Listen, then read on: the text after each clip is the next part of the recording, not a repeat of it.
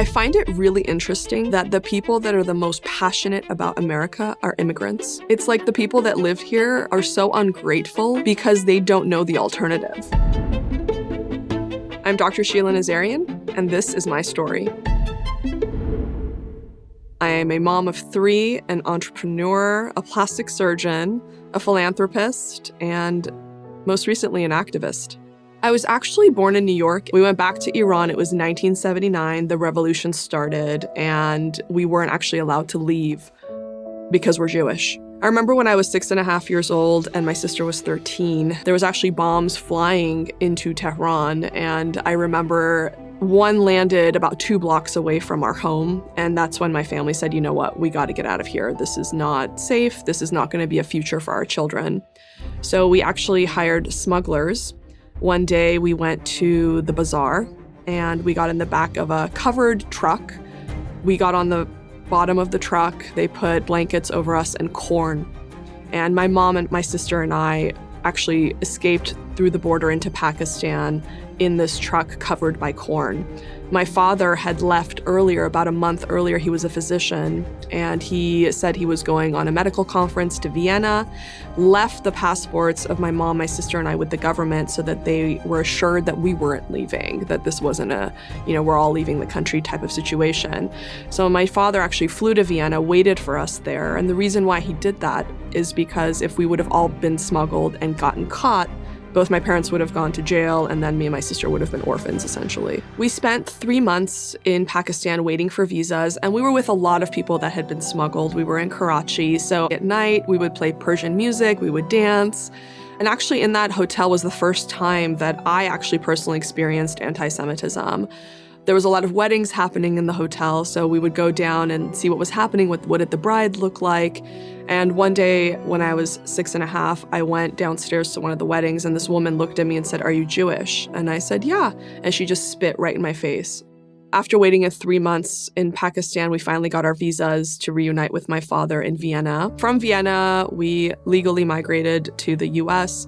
My parents were essentially political refugees. My father was also a physician, and so that kind of solidified my desire to become a doctor. 2 years after I graduated from residency and I was in my office, I was a plastic surgeon, got my board certification, all of those things. In between general surgery and plastic surgery, I actually went to business school as well. With my knowledge from business school, I created an e-commerce site called The Skin Spot, where I basically curate medical grade skincare. Then came Think Big and the Nazarian Institute, which is our nonprofit. When I graduated residency, nobody knew who I was. Nobody cared. Nobody was referring patients to me.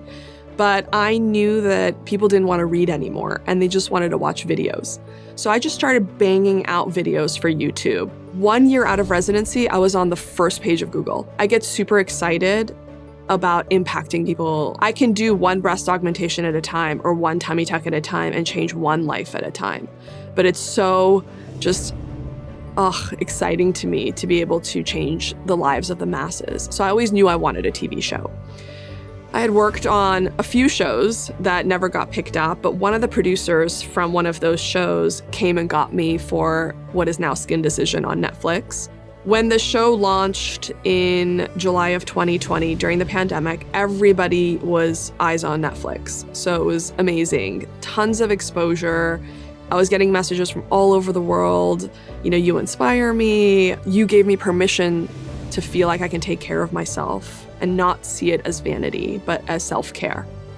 After the show, it was a monsoon. I had to get a call center in place. It was like my staff looked like chickens with their heads cut off. It was just more than we could have ever anticipated. People talk about glass ceilings, but I never felt it.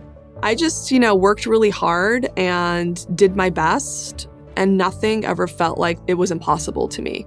Everything felt like it was available, and it just depended on how hard I was willing to work.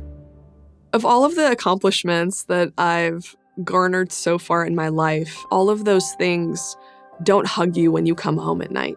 If you envision a family for yourself, you have to work equally as hard in that aspect of your life as you are in your career, because your career will happen. But at some point, a job, any job, becomes just a job. There's a saying that says success without fulfillment is failure. And I agree with that. I recently, I would say as about a year ago, started becoming more of an activist, especially with my Instagram following and the platform that I have the privilege of having. I was seeing my daughter applying to my high school and thinking she's going to be in university soon and she's not going to be able to have nuanced discussions because you are not allowed to have an opposing opinion anymore. I was thinking she's going to be afraid to say she's Jewish because of all of the anti-Semitism happening on campus. So about a year ago, I started getting very little things, just saying Shabbat Shalom on my posts on Fridays, or speaking at the federal building against curriculum that was going to remove Holocaust education from elementary schools in California. I've been seeing a lot on Instagram that people are saying, oh, I'm just anti-Zionists. I'm not an anti-Semite. Well, guess what? That's just a more PC way of saying you hate Jews, because 85% of Jews believe in the state of Israel and know that that's a safe haven for them just in case. So you saying you don't believe in the state of Israel, that you're an anti-Zionist, what are you saying is the future of Jewish people? Israel matters to me because it is a representation of Jewish strength and Jewish resilience. And we are strong, and a Holocaust won't happen again because of Israel. And then when the latest Israel-Palestinian conflict happened and I saw all of the lies that were happening and all of the literal, just propaganda happening, it triggered something in my brain from Iran. And I said, you know what? I've seen this before, and I will not be able to sleep at night if I don't say anything. And I was afraid of all of the things. I was afraid of cancel culture. I was afraid of losing followers. But I said, you know what? Who am I if I can't speak to my core values? And if I don't model that for my children, what kind of mother am I? And I just had to do it. It was like something deep in my soul that made me do it. And I could not stop posting and reposting and amplifying other voices, because I just thought, you know what? It always starts with words. It always starts with words. And if I don't speak against untruths and lies and propaganda, I am not going to allow what happened in Iran happen in the United States, because my family left everything to bring us here for an opportunity for the American dream, and I will not go down without a fight. I find it really interesting that the people that are the most passionate about America are immigrants. It's like the people that lived here are so ungrateful because they don't know the alternative. You know, it's like, buy an airplane ticket, go to Iran, go to Afghanistan, go to Lebanon. Those people would risk their lives to be here. Go ask anyone lined up at the border trying to get into America, and then tell them how America sucks. It doesn't even make sense to me. My family left everything they had worked all their lives for, came to America, not knowing the language, not having money, nothing. But that gave me drive. That gave me resilience and grit. You know, I was in ESL for 3 months, didn't speak English at all. But I knew that in America, if I worked hard and used my talents and my intelligence, I would make it. I never felt like there was anything standing in my way in America. It was always just, how hard are you willing to work? And what are your talents? And can you tap into them? That was it.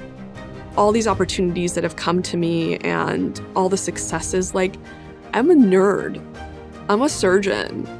And I got nominated for an Emmy? What? What is this life? But this is America.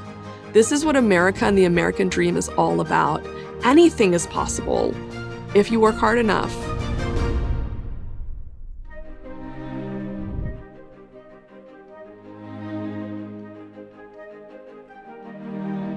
Thanks so much for watching this video. In order to keep PragerU's videos free, please consider making a tax-deductible donation.